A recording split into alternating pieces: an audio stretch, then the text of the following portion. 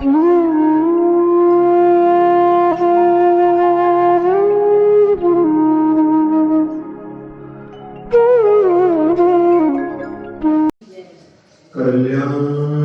मंदिर मुदार मवद्य भेदी भीता भय प्रदमनिंदित मंगी पद्मं संसार सागर निमज्जितशेष जंतु पोतायमानमभिनम्य जिनेश्वरस्य यद्गर्जदूर्जित घनौघमदभ्रभीम भ्रश्यत्तडिन्मुसलमांसलघोरधारम् दिग्गेन मोक्तमथ दोस्तरवारिदद्रे तेनेव तस्य जिन दोस्तरवारि कृत्यम् विश्वेश्वरोऽपि जनपालक दुर्गतस्त्वम् किवाक्षर प्रकृतिरप्यलिपिस्त्वमीश अज्ञानवत्यपि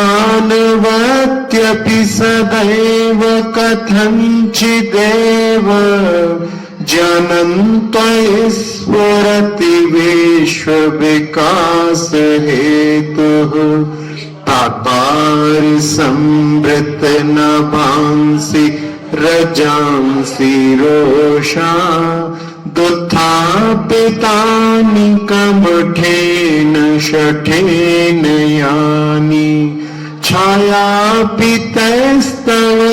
नाथ हताशो ग्रस्तस्त्वमीभिरेमेव परं दुरात्मा।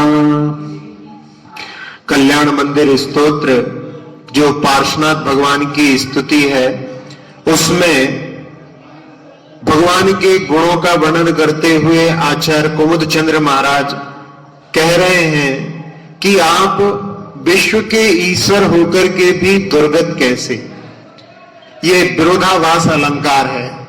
इसमें दुर्गत का अर्थ गरीब होता है, दरिद्र होता है, लेकिन दुर्गत का दूसरा अर्थ जिनको अपन मुश्किल से जान सकते हैं, ये भी अर्थ होता है।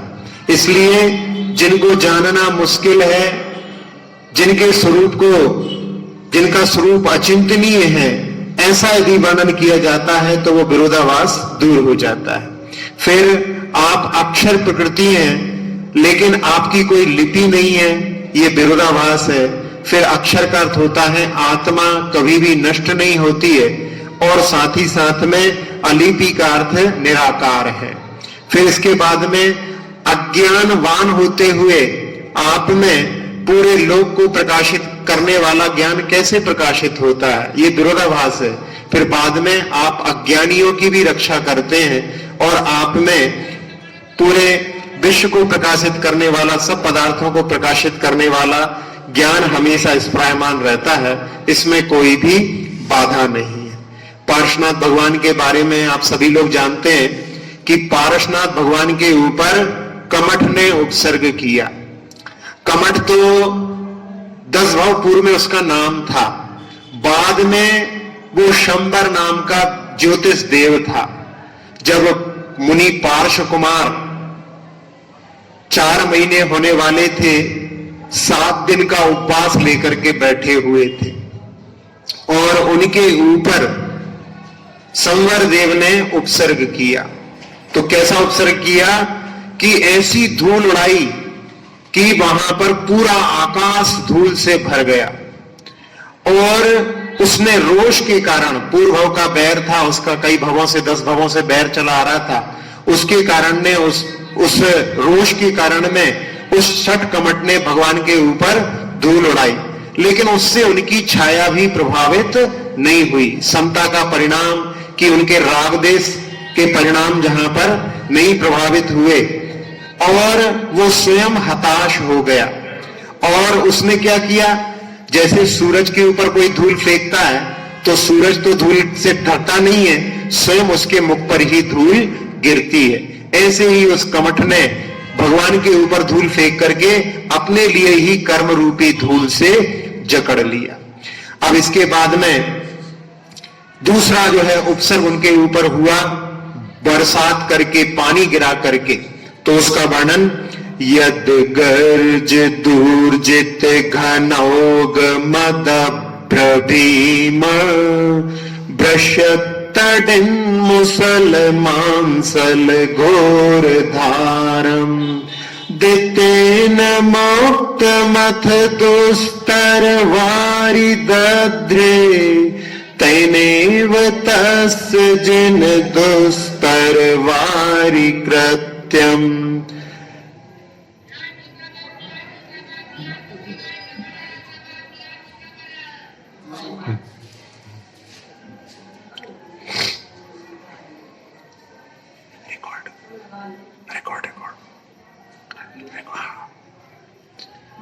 इस काव्य में बताया गया है कि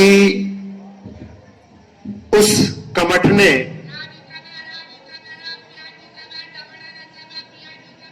ऐसे बादलों को जो कि खूब गरज रहे हैं और जिनमें बहुत भारी भारी बादलों का समूह है, बहुत घने घने बादल हैं और जिसमें से बिजलियां गिर रही हैं और मूसल के समान मोटी मोटी मानसल यानी मोटी मोटी धाराएं गिर रही हैं। जैसे अपन बोलते हैं ना, मूसलाधार बारिश हो रही है, तो ऐसी मूसल के समान मानसल मोटी मोटी धाराओं को जिसमें उसने छोड़ा है, और वो भी कैसी हैं, अत्यंत भयंकर हैं। ऐसे दुस्तर वारी, जिस पानी को तैरना मुश्किल है, ऐसा पानी जो है उन मुनिराज के ऊपर गिराया। अब यहां पर जैसे कि उसमें धूल उड़ाने के बाद में भगवान के ऊपर कुछ भी प्रभाव नहीं पड़ा था, ऐसा ही यहां पर कि भगवान उससे कुछ भी प्रभावित नहीं हुए। और उसने क्या किया, अपने लिए ही उसने तलवार का काम कर लिया, यानी ऐसे कर्मों का बंधन किया जो तलवार के समान दुख देने वाले थे। यहां पर एक अलंकार होता है, यमक अलंकार, जिसमें एक ही अक्षर के, एक ही शब्द के जब पुनरावृत्ति होती है, बार बार प्रयोग किया जाता है, तो वो यमक अलंकार कहलाता है। यहां पर दुस्तरवारी, दुस्तरवारी का एक अर्थ है कि दुहतर वारी यानी पानी होता है, जिस पानी को तैरना मुश्किल है ऐसा पानी गिराया। और दुस्तरवारी यानी दुह तरवारी, तलवार, तो उसने यहां पर भगवान के ऊपर ऐसा पानी छोड़ा जिसको कि तैरना मुश्किल था। और दूसरे अर्थ में यह अर्थ निकला कि उसने अपने लिए ही ऐसे पाप का बंधन किया जो भव भव में तलवार के समान दुख को देने वाला था। 10 भवों की कथा पार्श्वनाथ भगवान के जीवन में आती है, तो उसमें उसने हर भव में कमठ ने जो मुनिराज के ऊपर उपसर किया और उससे उनका तो उत्थान होता गया समता के साथ में, लेकिन वो स्वयं जो है नीचे नीचे अधोगति यानी नरकों में जा जा करके जीवन बिताता रहा। तो ऐसे जो है उपसर्ग जो किए गए हैं उनके ऊपर, उनका वर्णन इस कल्याण मंदिर स्तोत्र में इन 3 काव्यों में किया गया है। अभी यहां पर एक शब्द जो हमने बताया, एक जो यम अलंकार बताया, यमक अलंकार। यमक अलंकार में जब शब्दों की पुनरावृत्ति होती है तो उसको यमक अलंकार कहते हैं। एक हरिभद्र नाम का एक ब्राह्मण था और उसके लिए मन में ऐसा भाव था कि मैं बड़ा विद्वान हूं और मुझे कोई हरा नहीं सकता।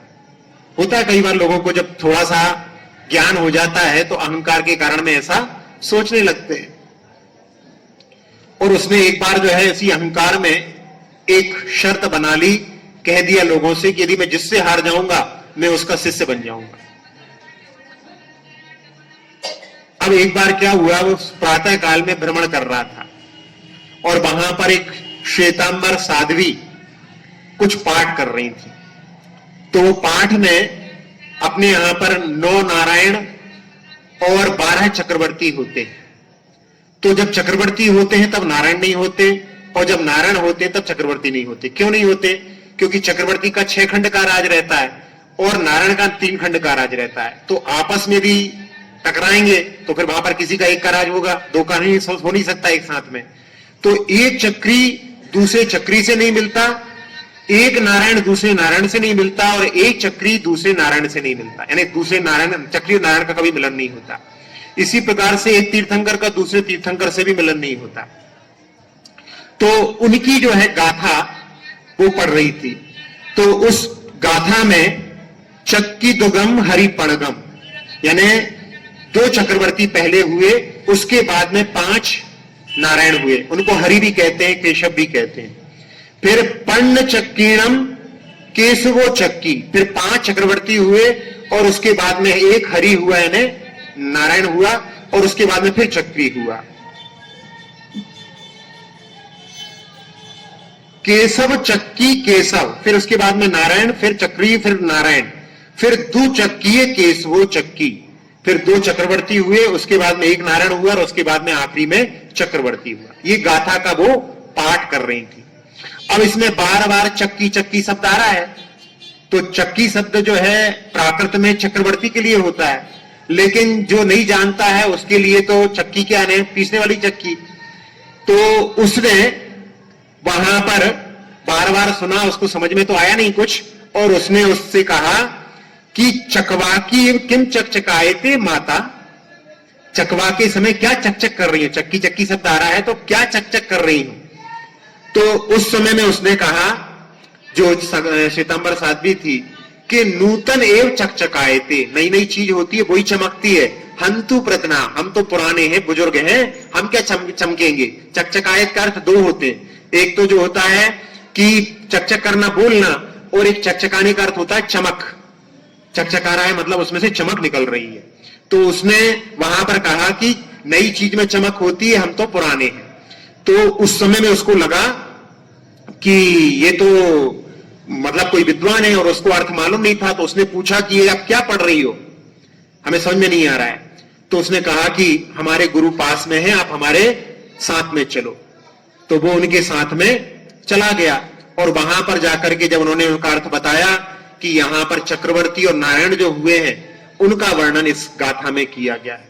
तो जैसी उन्होंने शर्त रखी थी कि हम यदि किसी से हार जाएंगे तो हम उनके ही शिष्य हो जाएंगे, तो उस समय में वो उनके श्वेतांबर जो है साधु के पास में जाकर के दीक्षित हो गए। वो हरिभद्र सूरी नाम के एक बड़े विद्वान हुए, और उन्होंने एक षट दर्शन समुच्चय लिखा है। षट दर्शन समुच्चय ने सब दर्शन का, सब धर्मों का आपस में जहां पर विश्लेषण किया जाता है। वैसे श्वेतांबर और दिगंबर धर्म में कुछ चीजों को लेकर के बाकी सब चीजों में समानता है। तो उसमें जो षट दर्शन समुच्चय की पुस्तक जो है सभी लोग अच्छे से उसका अध्ययन करते हैं। तो यहां पर उसको बात को लेकर के कि जब बार बार उसका जो है पुनरावृत्ति होती है तो वो यमक अलंकार कहलाता है। अब यहां पानी की बूंद जब गिरती है, और चातुर्मास में महाराज 4-4 महीने तक पेड़ के नीचे बैठे रहते हैं, और उसमें पानी की बूंद बार बार गिरती रहती है। ये एक पुलिस में जब लोगों को वहां पर जो अपराधी अपने अपराध को कबूल नहीं करता तो वहां पर उसको 3rd डिग्री टॉर्चर दिया जाता है। वहां पर उसके माथे पर पानी की बूंद गिरा करके थोड़ी थोड़ी देर में, और वो बार बार थोड़ी थोड़ी देर में गिरती है तो उसको नींद नहीं आती। आदमी कई घंटे तक इस प्रकार से करते हैं तो आदमी तड़प जाता है, और वहां पर वो मना रोक दो हमें सब बताने के लिए तैयार हूं, ऐसा करता है। तो वहां मुनिराज 4-4 महीने तक उसकी बूंद, वहां पर पानी की बूंदें गिरती रहती हैं वृक्ष के नीचे। कैसे समता के साथ में सहन करते होंगे। और साथ साथ में यहाँ पर 7 दिन तक जहां पर कमठ ने उपसर्ग किया है, तो वहां पर उसमें कई प्रकार के उपसर्गों का वर्णन इसमें आया हुआ है। तो यहाँ इस वाले काव्य में वहां पर पानी का उपसर्ग का वर्णन इस काव्य में किया गया है। हमने इसका पद्यानुवाद भी किया है, उस पद्यानुवाद को भी अपन साथ साथ में देख लेते हैं। आप इसको तो साथ साथ में गुनगुना सकते हैं। स्तोत्र ये निराला,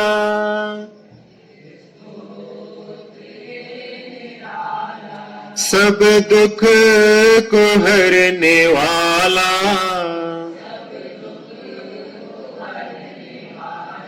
कल्याण का है मंदिर,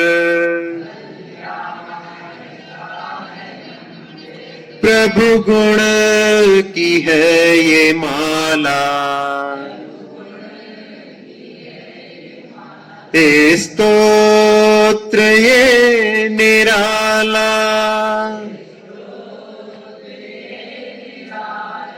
बिजली का साथ लेकर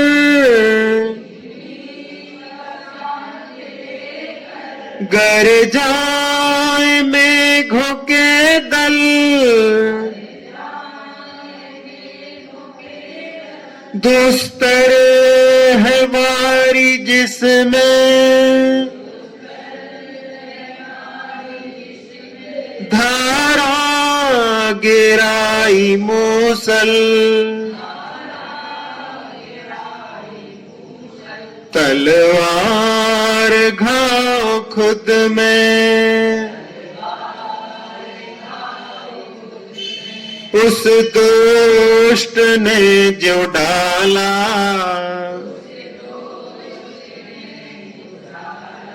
कल्याण का है मंदिर, प्रभु गुण की है ये माला, स्तोत्र ये निराला।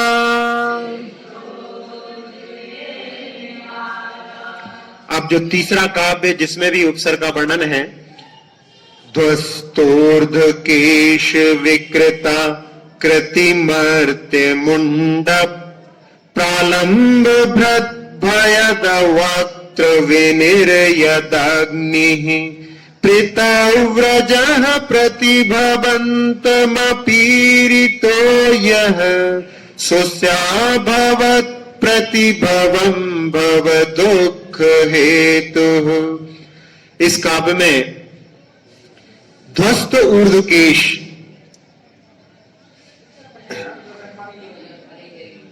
नष्ट हो गए हैं ऊपर के बाल जिसके, यानी सिर मुंडा हुआ है। एक खंबे के पीछे क्यों बैठे हो भैया?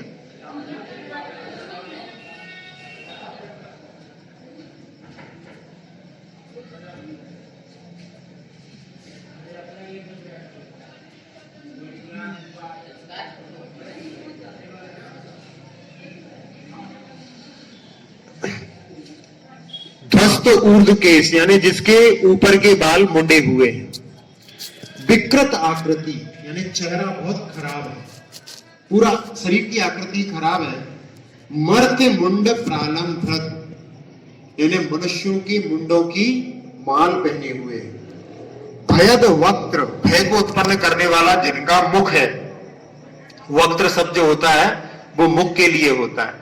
तो जैसे पद्म पुराण में आता है कि कृतांत वक्त्र सेनापति, वक्त्र का अर्थ होता है मुख, तो यमराज ही जिनका मुख है, ऐसा सेनापति का नाम। तो यहां पर जिनका मुख भय को उत्पन्न करने वाला है। विनिर्यदग्नि, और जिसमें से मुख में से अग्नि निकल रही है। प्रेतव्रजः, प्रेतों के समूह को। प्रतिभवंतम ईरितः यानी भवंतम प्रति ईरिता यानी आपके प्रति उसने भेजा, यानी ऐसे जिनके की सिर मुंडे हुए हैं और आकृति भयानक है और साथ साथ में मुंडों की माल पहने हुए हैं और भयंकर जिनका मुख है जिसमें से अग्नि निकल रही है, ऐसे प्रेतों के समूह, राक्षसों के समूह को, जहां पार्श भगवान जो बनने वाले पार्श्वनाथ भगवान मुनिराज अवस्था में बैठे हुए हैं, उनको डराने के लिए, उनको भयभीत करने के लिए उनको प्रेतों के समूह को भेजा। लेकिन उसमें पहली वाली जो पंक्ति थी कि उससे उनका कुछ भी बिगड़ा नहीं, उनकी छाया भी नष्ट नहीं हुई, उनके अंदर कोई भी भय उत्पन्न नहीं हुआ और स्वयं वो क्या हुआ, हताश हो गया। और उसने क्या किया, सा अस्य अभवत प्रतिभवम भव दुख हेतु, वह उसके लिए भव के लिए दुख का कारण बन गया। जब किसी दूसरे के लिए दुखी करते हैं तो उस समय में उसको दुख हो नहीं हो, लेकिन दुख देने वाले को तो दुख वहां पर आगे बढ़ने के लिए तैयार हो जाता है। जैसे कहा जाता है कि किसी के ऊपर यदि अपन अंगारा फेंको तो अंगारा उसको लगे, वो जले कोई जरूरी नहीं, लेकिन आपके हाथ तो जली जाएंगे। और यदि हाथ नहीं भी जले तो क्या होगा, हाथ काले तो अवश्य हो जाएंगे। यदि अग्नि अंदर हो, राख ऊपर हो, आप फेंको तो आपके हाथ तो काले अवश्य हो जाएंगे। तो ऐसा ही यहां पर इस उपसर्ग में बताया गया है कि उसने ऐसा भयानक उपसर्ग किया, लेकिन उससे जो है उनका कुछ भी अहित नहीं हुआ। एक क्षेत्र है कुंथलगिरी, देखा आपने सिद्ध क्षेत्र कुंथलगिरी, दक्षिण में है, जहां पर आचार्य शांति सागर जी महाराज की समाधि हुई है। वहां पर दो मुनिराज देशभूषण कुलभूषण, उन्होंने सिद्ध अवस्था को प्राप्त किया, वो सिद्ध क्षेत्र है। तो देशभूषण कुलभूषण कौन थे, ये राजपुत्र थे, और अपनी ही बहन को जिन्होंने देखा नहीं था और उसी को देख करके मोहित हो गए, पढ़ करके लौट करके आए, उसको देख करके मोहित हो गए। और जब पता पड़ा कि मां ने कहा कि भैया की आरती उतारो दोनों भैयाओं की, तो समझ में आया कि हमने अपनी बहन के प्रति ही मन में ऐसे विचार कर लिए, तो उन दोनों को वैराग्य हो गया और उन्होंने दीक्षा धारण कर ली। दीक्षा धारण करने के बाद में उनका कई भवों से एक भाई बनता था, उनका सौतेला भाई, उससे बैर रहता था, और वो कुछ बीच में तपस्या करके, तापसी दूसरे तपस्या करके, और वो देव बन गया।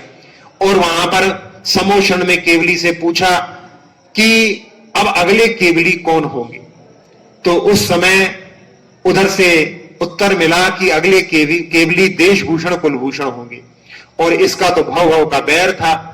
तो उस समय में उसके मन में आया कि मैं उनको केवली नहीं होने दूंगा, यानी केवली भगवान की वाणी पर उसको अश्रद्धान हो गया, और उस समय उसने कहा कि मैं इनको केवली नहीं होने दूंगा। तो वो वहां पर उनके ऊपर, दोनों मुनिराजों के ऊपर उपसर्ग करने लगा। वो ध्यान करते थे तो खूब इसी प्रकार के राक्षसों को भेज करके, आवाज करके उनको डराता था। तो जब राम लक्ष्मण सीता भ्रमण करते करते वहां पर पहुंचे, और वहां पहुंचने के बाद में उन्होंने देखा कि उस नगर के लोग, वंशस्थल जो नगर था, वहां के सारे लोग रात को, शाम के समय में अपने अपने नगर को छोड़ करके जा रहे हैं। पूछा क्यों, तो कहा रात में इतनी भयानक आवाज आती है कि हम सो नहीं पाते, आपस में बात नहीं कर पाते, तो हम लोग थोड़े दूर जाकर के रात बिता करके फिर सुबह लौट आते हैं। तो सीता भी कहती है कि अपन लोग भी चलते हैं, अपन भी रात बिता करके वापस आएंगे। तो उन लोगों ने कहा तुम जाओ, हम लोग तो जाकर के देखेंगे कौन सी आवाज आती है। जब वो गए तो पीछे पीछे सीता भी आ गई, और उस समय कहने लगी कि आप लोगों की हट तो केकड़े जैसी है, एक बार पकड़ लो तो छूटती नहीं, है ना, आपसी जो बात चलती है। फिर उसमें वो ऊपर पहुंचते हैं, जाकर के देखते हैं वहां पर दोनों मुनिराज खड़गासन में वहां पर ध्यानस्थ थे, और वो लोग जाकर के उनके पास में सर्प बिच्छू आदि भी पैरों के आसपास में घूम रहे थे। तो बाण से उनको, धनुष से उनको दूर करके, और फिर उनके चरणों का अभिषेक करके, झरने का पानी ला करके, और उनकी भक्ति रचाते हैं।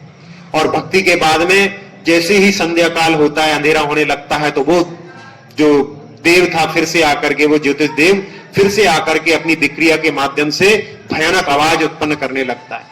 और जैसी आवाज होती है तो सीता भयभीत होती है, तो वो सीता को वहीं चरणों में, महाराज के चरणों में बैठो, हम लोग देखते हैं। और वो अपने धनुष की प्रत्यंचा को जैसे ही चढ़ाते हैं, एक टंकार करते हैं, आवाज सुनकर के वो समझ जाता है कि ये कोई महापुरुष आ गए हैं, अब इनके सामने हमारी विक्रिया नहीं चलेगी। तो वो अपनी सारी जो है माया को, विक्रिया को समेट करके भाग जाता है, और उस समय में उनके लिए अनुकूलता बनती है, और वो वहां पर केवल ज्ञान को प्राप्त हो जाते हैं। तो ऐसा जो उपसर्ग हुआ, ऐसा उपसर्ग का वर्णन इसमें भी किया है। हाँ, तो ये अपन ने इस तीसरे उपसर्ग के बारे में अपन ने इस प्रकार से देखा। अब इसके बाद में अपन इन दोनों जो है काव्यों का एक बार, पहले इसका अपन जो है हिंदी पद्यानुवाद और देख लेते हैं। ज्वालाएं मुख से निकले,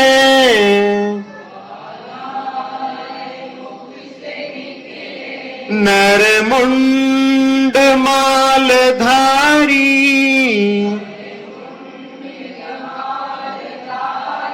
मुख आकृति भयानक,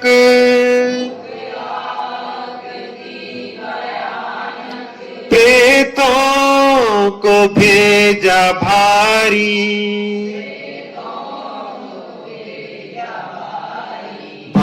भव दुखों का कारण,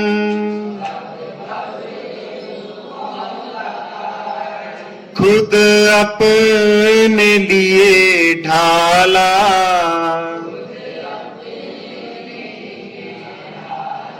कल्याण का है मंदिर,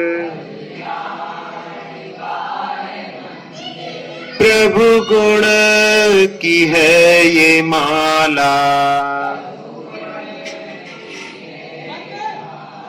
स्तोत्र ये निराला,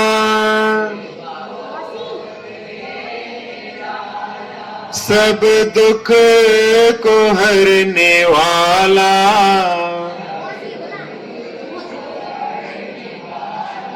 कल्याण का है मंदिर, प्रभु गुण की है ये माला, स्तोत्र ये निराला,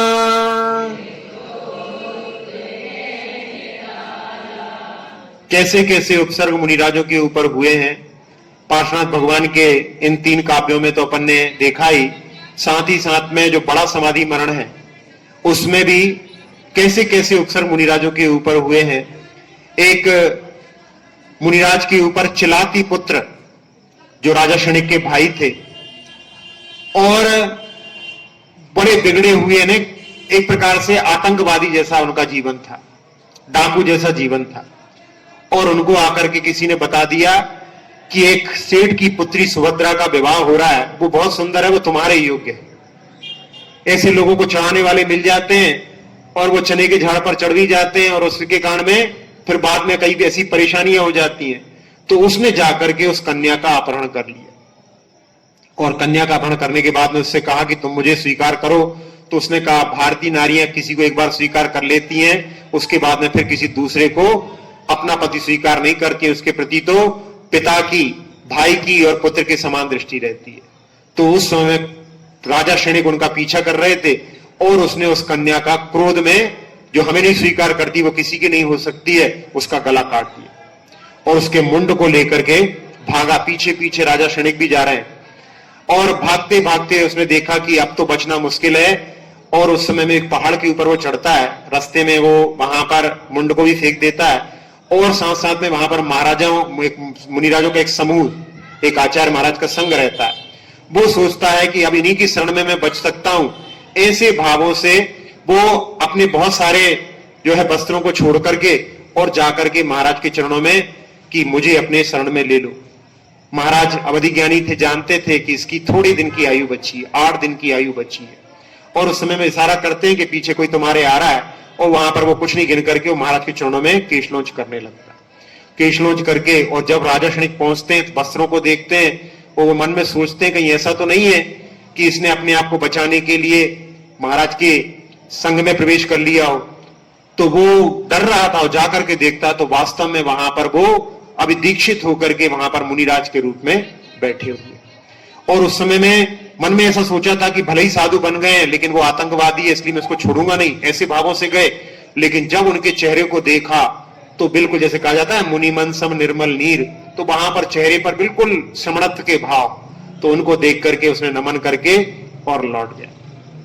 अब यहां 8 दिन की जिनकी आयु बची है और वो जो सुभद्रा नाम की जो राज सेठ की पुत्री थी वो मर करके यक्षी बनी। और यक्षी बनने के बाद में उसने अपने विभंग ज्ञान के माध्यम से जान लिया कि मेरा मृत शरीर वहां पड़ा हुआ है और मुझे इसने मारा था। तो वो अपना चील का रूप बना करके आकर के और उनके सिर के ऊपर बैठ जाती है। और चील के जो है नाखून बड़े भयानक, तो उनके अभी अभी केशलोंच किया ऐसे सिर को वो वहां पर खून से भर देती है। और उसके बाद में फिर उनकी आंखों पर वार करती है, वो दोनों आंखों को फोड़ देती है। और वहीं पर मधुमक्खी के जो उड़ते हुए आते हैं और उनकी आंखों के ऊपर जहां घाव थे वहां पर सारे लग जाते हैं। और ऐसी अवस्था में उन्होंने समता के साथ में 8 दिन तक वहां पर उस उपसर को झेल करके और अपने प्राणों का विसर्जन किया। पूर्व की कोई ऐसी साधना थी उनकी कि ऐसी अवस्था में, कहां तो क्या जीवन था, और कहां जो ऐसे आखिरी में ऐसी साधना कर ली कि वो वहां से अपने शरीर को च्युत करके उन्होंने अंत समय में उपसम श्रेणी पर आरोहण कर लिया और उस उपसम श्रेणी पर ही मरण प्राप्त करके, क्योंकि उपसम श्रेणी जो होती है कर्मों को दबाते हुए जाते हैं, कर्मों को क्षय करते हुए जाते हैं, फिर तो मुक्ति निश्चित है। लेकिन कर्मों को जब दबाया है तो वो कर्म दबते हैं, बाद में फिर उदय में जाते हैं। जैसे स्प्रिंग है, आपने दबा दिया है, छोड़ोगे तो फिर से वो छलांग लगा देती है। तो वो वहां पर कर्म जो है पुण्य उदय में आ जाते हैं, तो वो वहां पर चौथे गुण स्थान में जाकर के सर्वार सिद्धि, सबसे ऊंचा जो विमान है उसमें उत्पन्न हुए, अगले भाव में उनको मुक्ति अवश्य मिल जाएगी।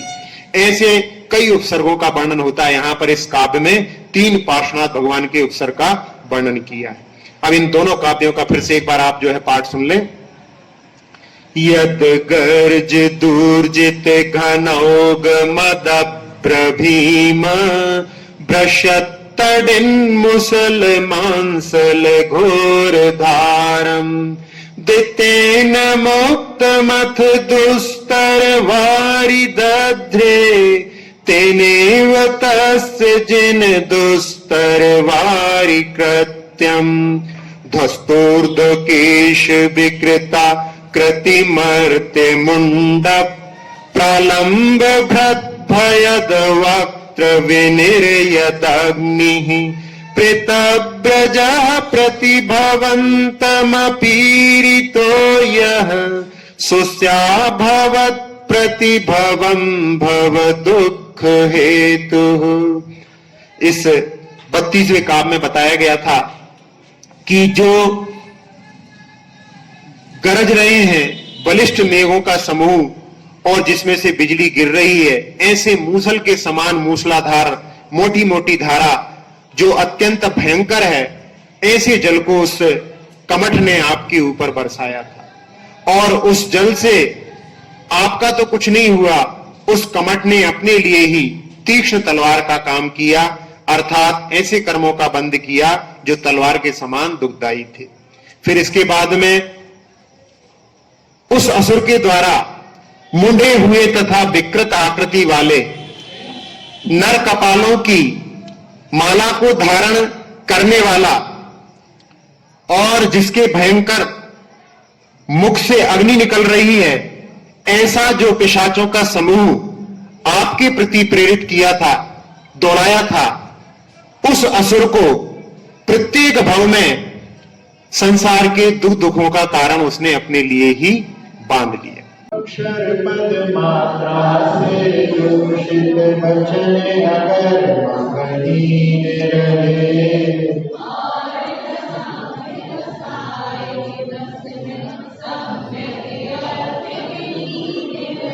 जिनवाणी माता मेरी उन सब त्रुटियों को क्षमा करे।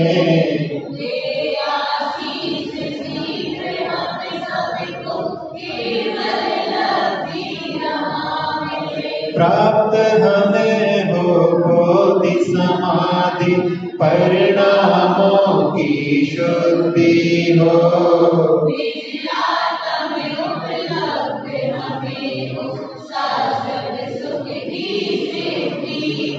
चिंतित वस्तु दात्री माता चिंतामणि उपमा भाती।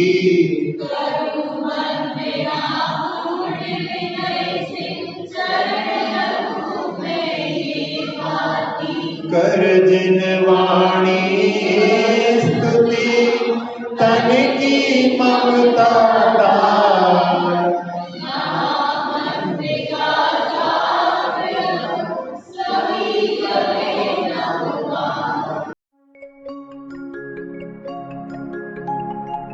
Mm-hmm.